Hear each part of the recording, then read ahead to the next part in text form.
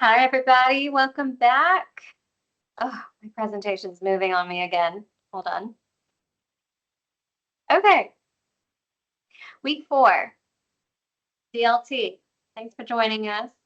Let me know any questions as we go in the chat box. We're going to dive in to fasting, finally. Okay, so we've been optimizing the diet for the last 3 weeks, and I'm going to optimize your diet. Sorry, I don't know why my presentation moves. I'm going to optimize your diet just a little bit more today and also dive into fasting. So you're going to get both. You're going to get 2 things. Let's check in any success stories. Where is my presentation's being so weird. Any meals that you are enjoying this week, let us know in the chat box. Any success you're seeing, whether it be feeling better or losing weight or feeling more satisfied with your food choices, feeling more full with your food choices, edging out more of the processed foods, bringing in more of the whole foods. Let us know. All right, we have the whole food plate. That was our first way of optimizing the diet. And I also shared with you meal plan ideas last week from our dietitian. So you should have that, plenty of ideas for food. We also talked about mindful eating by using the hunger scale, trying to stay in a range of not too full and not too hungry, but just right. We talked about plating, making sure that when we do eat, we're sitting down with a plate, and this is to help avoid the grazing, the snacking, standing in front of the pantry or the fridge situation, grabbing food off of our kids' plates or someone else's plate, sticking to our plate, sitting down, being mindful when we eat. And then last week we talked about the tool of fat fasting, which you can use as you get ready to go into fasting. You can use this also when you're coming back from vacations or when you're in particularly stressful situations where fasting may not be possible. You can always resort to fat fasting as a tool. And then lastly, we're going to cut sugar finally. So I've given you a couple weeks and I've teased it out. We've got to get the sugar out of our system before we dive into the fasting. It's going to make things so much easier when we fast. So let's cut sugar. All right, I'm going to give you some ways to help with sugar. I'll get there, Amanda. All right, this is what happens to our body when we stop eating refined sugar. So you should see your skin start to improve. High sugar intake has been linked to skin issues like acne and premature signs of aging. So cutting out sugar may lead to clearer and healthier skin. A stabilized mood, which makes a lot of sense when we talked about how sugar makes our insulin rise and fall. So sugar contributes to mood swings, irritability. By eliminating it, you may experience more stable moods and predictable emotional health. Yay. They try that on my 3-year-old.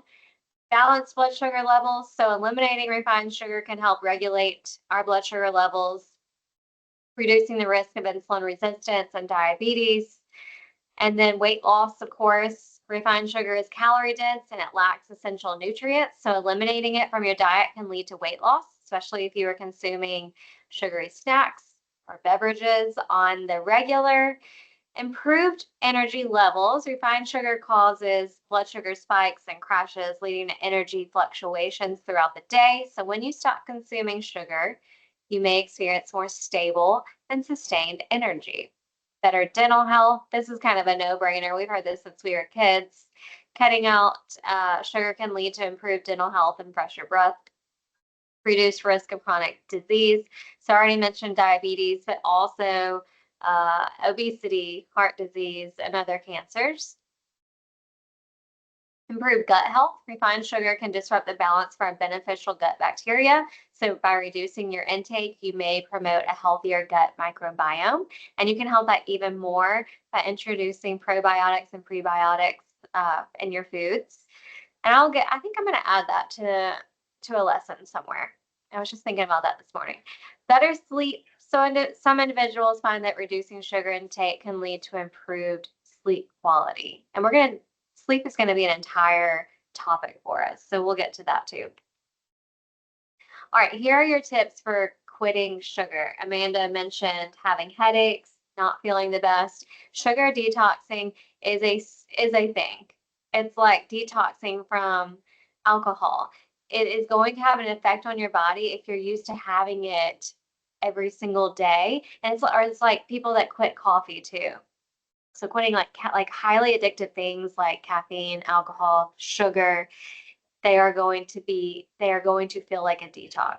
So be prepared and know that there are symptoms involved that may include headaches, but things that can help us are to incorporate lots of whole foods into our diet to balance out things. So choosing whole foods, reducing gradually, which I've mentioned before. And hopefully you've already been reducing gradually. I want you to make yourself a goal to continue to reduce until the sugar is gone. Staying hydrated is really, really important for headaches. And keeping your electrolytes balanced. So making sure you're getting proper salt intake as well as the water. And you can just take a pinch of salt and put it to your tongue. That's helped me tremendously with headaches, particularly getting back into fasting. It helps because your electrolytes might be off a little bit from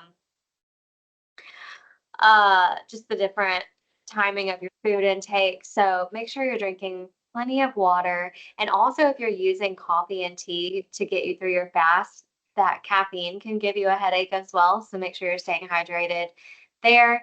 And then again, salt. Mindful eating can help with sugar, just paying attention to what's in our food. And that's where educating yourself comes into play. And I'm going to go through a little bit of education today on sugar and then get moving. Burning the sugar out of your body can be really helpful. And then prioritizing sleep. Having good sleep is so important for all things well being. And I'm going to talk about it in a couple weeks, but just a little teaser 7 to 8 hours, 7 to 9 hours really is the best amount of sleep that you should get. And getting any less can affect our hormones, can affect how we feel the next day, can affect our hunger levels, can affect headaches, can affect all types of things. So prioritizing sleep is so very important. Getting to bed early and getting getting to sleep through the night, which I haven't done in a while. My 3-year-old is testing me. So I feel you on the people that are not getting the sleep that they need. It's hard. But getting back to prioritizing it, I'll have a whole session on this. All right. So let's get to the educating of sugar. Sugar is hard because it's in so many things. And the whole reason, well, not the whole reason, but part of the reason I want you eating whole foods is to get away from sugar and processed foods. Because almost everything that you pick up that's in a package or a bottle or a can or anything in those middle aisles of our grocery store, you have to be so super careful that they're not loading it with sugar. And they've gotten really smart. By they, I mean the food processors, because they've realized that we want to reduce our sugar intake, but also sugar is what sells their product. Sugar is what brings us back to the product because it's addicting. So they've come up with a gazillion different names that they can use for sugar on a nutrition label. And the trickiest part of all, if it's a 0-calorie sugar, it doesn't even have to be listed on the added sugar line, which I'm going to get to. That's my last thing. If you don't know what I'm talking about, I'm going to bring it back up. All right, so words that mean added sugar, words that mean low-calorie sweeteners. The low-calorie sweeteners are the hardest of all because they're pretty much unrecognizable. You should know what most of added sugars look like. Agave, even like beet sugar. They put anything like a vegetable name or a fruit name before sugar, it's still a sugar. Brown rice syrup, brown sugar, cane syrup, coconut sugar, confectionery sugar, corn glucose syrup, corn sweetener, corn syrup, date sugar. So they've gotten pretty tricky in extracting the sugar from our fruits and then using them to add sugar into products. So that's why you see things like date sugar and beet sugar, dried raisin sweetener. So they're basically extracting the sweeteners out of those foods and adding them into other foods to make them sweeter. All right, so let's see what else. Invert sugar is a really popular one. Honey, of course, high fructose corn syrup is really popular. Granulated sugar. If you see anything like fructose and anything ending in OSE, fructose, you see the isoglucose, the maltose, it's sugar. Maltose. The good news here is if we're moving towards more whole foods, we shouldn't have to worry about looking for these ingredients. Maybe you have a handful of things that you're getting in the middle aisles, not the majority of your foods. But if you're getting a handful of things, you look at the ingredient list, you figure out, is this a good product or not? And then you just stick with it once you find something that works. And that's really my point in putting the product list together on our document with the recipe ideas is so that you can start picking up on products that really you can't. There are some things in the middle aisles that we can use. You just have to really look for them. You have to do your research. All right. I don't know what Jaggery is. I've not heard of that one. Is it on our list? Good thing we're in ABC order. Let's see. HIJ. I don't see that one on here. All right, you have your low calorie sweeteners. Stevia is a really popular one. Truvia is just a brand name for stevia. Sweet and low. Sorry, I'm going backwards for some reason. Splenda. This Reb A is on ingredient list. You'll see NutraSweet. What else? Maltitol. Acesulfame is very popular. Aspartame, very popular sweetener. So AME is another high indicator that it's a sweetener. And if you see an ingredient on a list and you're like, I'm not sure what that is, just type it into Google and it'll tell you exactly what's going on. Ideally, we don't want to be consuming products if we don't recognize the ingredients in them, because that means it's more than likely not a whole food. So check your ingredients. Just know sugar is sneaky and we got to look out for it. I have people ask me all the time about products. They're like, well, what about this? Well, what about this? Well, what about this? And 9 times out of 10, one of these ingredients are on the list. And these are the things we want to knock out. Where is sugar? Most of it is in our drinks. And that's typically what people are asking me about is like protein shakes. You're always going to have a sweetener in protein shakes. I've yet to see a protein shake, like a ready-made protein shake without a sweetener in it. Good rule of thumb is if it tastes sweet, there is a sweetener in there. So if you're like, did I just beat the system and get something sweet without sweetener in it? Absolutely not. There's something in there. All right. It's mostly our sodas, our fruit drinks, our coffees, our teas, alcoholic drinks, so cocktails, of course, and then protein shakes. I have to add that to that list. Snacks and sweets, we pretty much know that. We know we're getting sugar from those. Grains have a lot of sugar. Our breakfast cereals, hard to find any bread without sugar in it. Granola bars, almost impossible to find some type of bar without sugar added to it. Prepared dishes. So this is in our frozen food aisle. You'll see sugar added to things there as well. Dairy. Yogurt is super tricky, super, super tricky. So make sure you're looking at your yogurts. They add a lot of sugar to yogurt. It's hard to find them without it. I did add one to the product list. It's just a whole milk plain yogurt. I know it's kind of boring, but if you add a little something to it, like cinnamon, add some berries on top, it's fine. It works. Condiments and dressings are super, super tricky. Ketchup, marinara, salad dressings, peanut butter, I warned you about. Look at your condiments and your dressings. Make sure there's not sugar in them. Vegetables, fruits, and fruit juice. So if you're buying like canned or frozen, make sure you turn the package over and look at the ingredient list. Check it for sugar. 000 yogurts are made with stevia.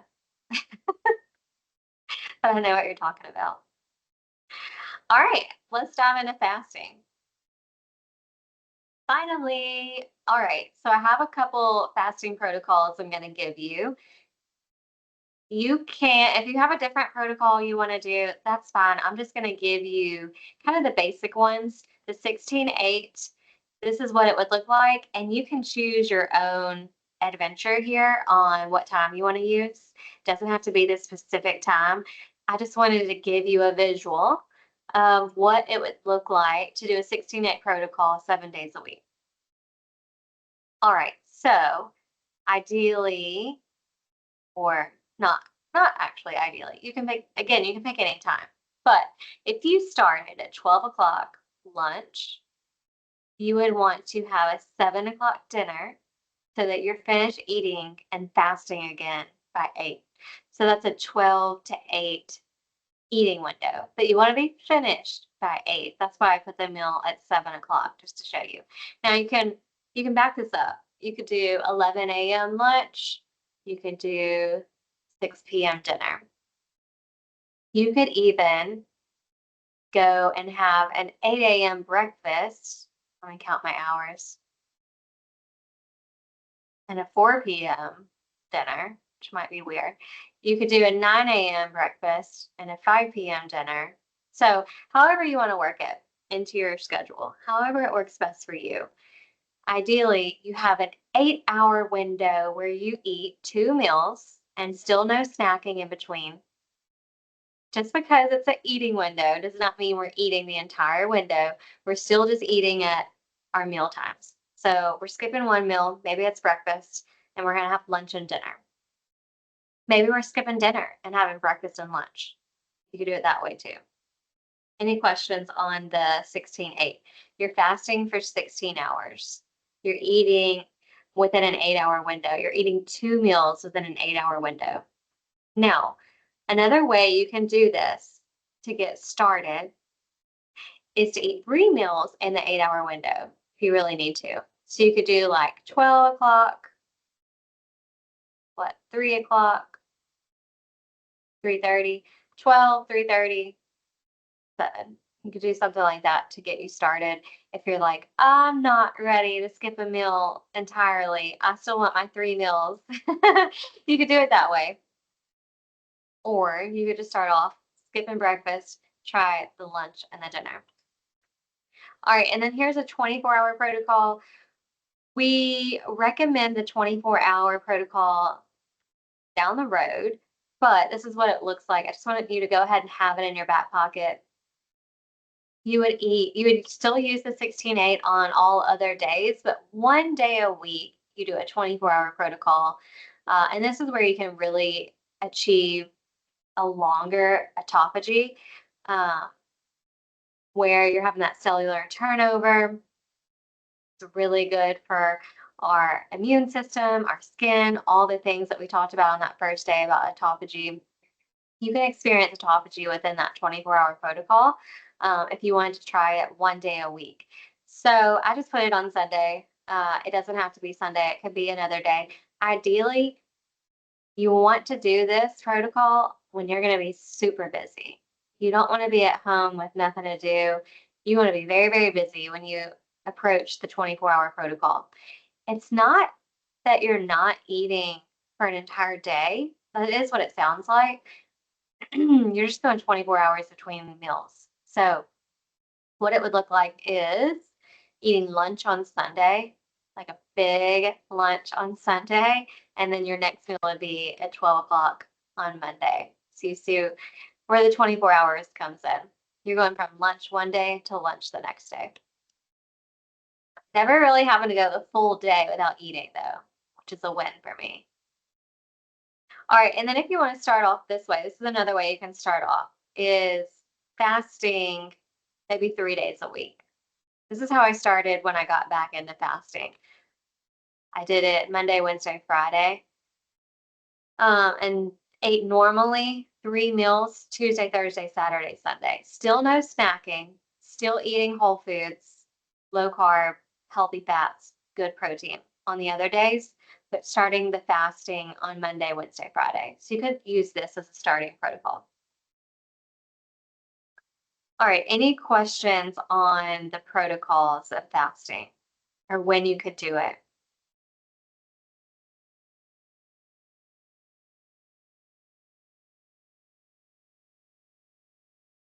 When you can do an 18-6 too, if you want. I don't recommend starting with the 18-6. You can always increase your fast. If you get to the 16-hour mark of your fast and you are not hungry, push your fast, push, because you're going to get more, you're going to be experiencing more autophagy the longer that you fast, which is why the 24-hour protocol is recommended. But if you can push to an 18-6, totally, you can do that too.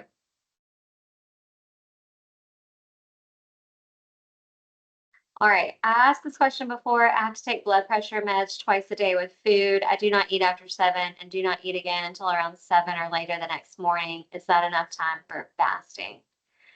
7 to 7 would be 12 hours. So if you can push a little longer and take your medicine later in the morning, that would be ideal. If not, you can do something like with medicine, you can do something like a spoonful of full fat yogurt and take your medicine that way. Like a spoonful of full fat yogurt with your medicine is not going to interrupt your fast too much. So you can do it like that as well. If you don't do full fat yogurt, you could do like chia seeds and water. Let it sit for a couple of minutes until it thickens up. You can drink that with your medicine, and that can help as well. You may not necessarily need to eat an entire meal to take the medicine. You could ask your doctor about just having like a bite of something, like a bite of yogurt, a couple bites of yogurt, or doing like the chia seeds in water. Good questions. Anything else y'all can think of? Let me know. All right. When we're fasting, in the fasting window, particularly in the morning, I feel like this is when you're really going to use the fill up on fluids method, because at night it's almost like free fasting. You're asleep.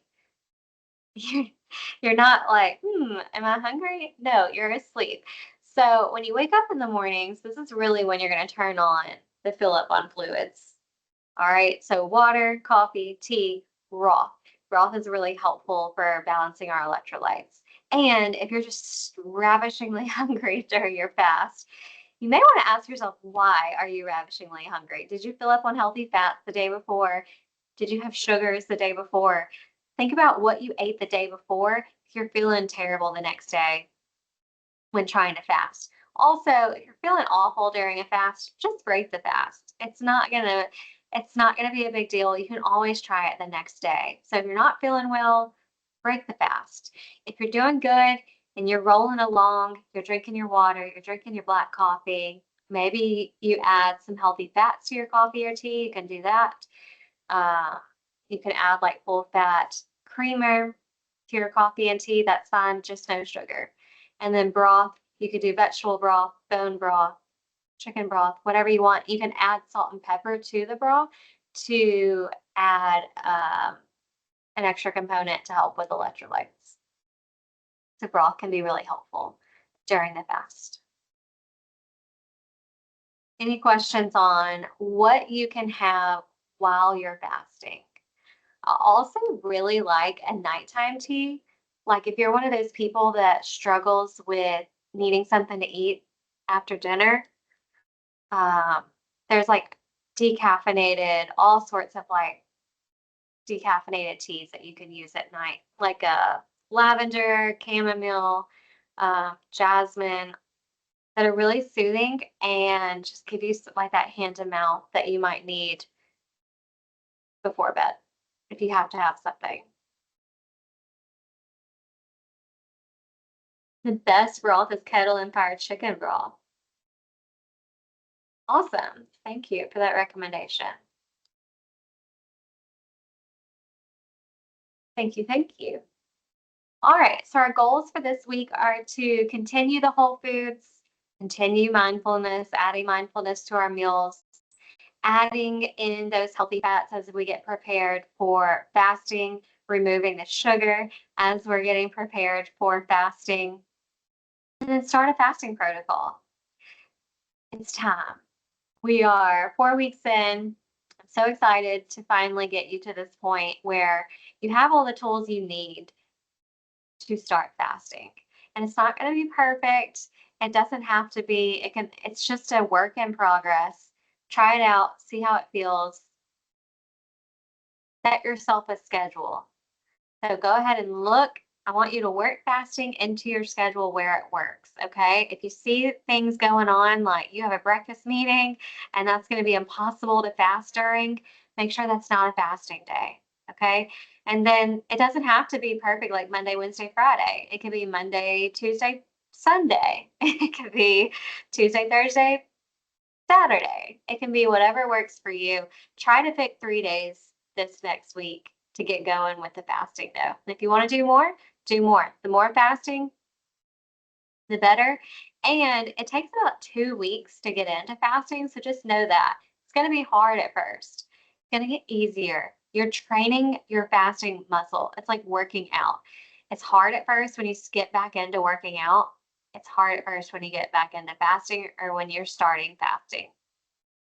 It's not impossible. You do have the tools to do it properly. So make sure you're using your tools and make sure you're evaluating how you're feeling. So that's part of the mindfulness.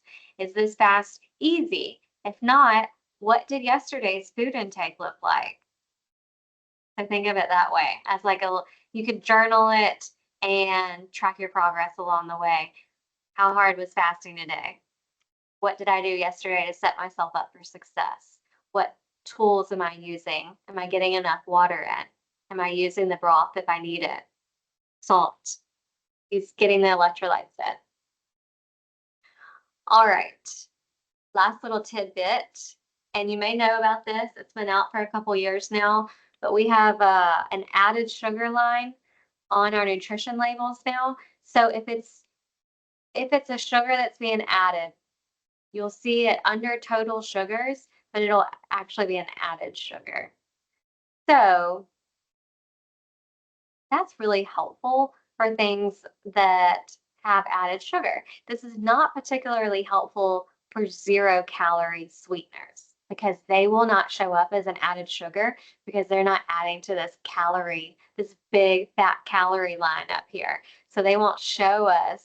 Maybe eventually they'll add it to our nutrition label where it's easier to spot, but they won't show us 0-calorie sweeteners on this part of the label. You really have to dig into the ingredient list to find those.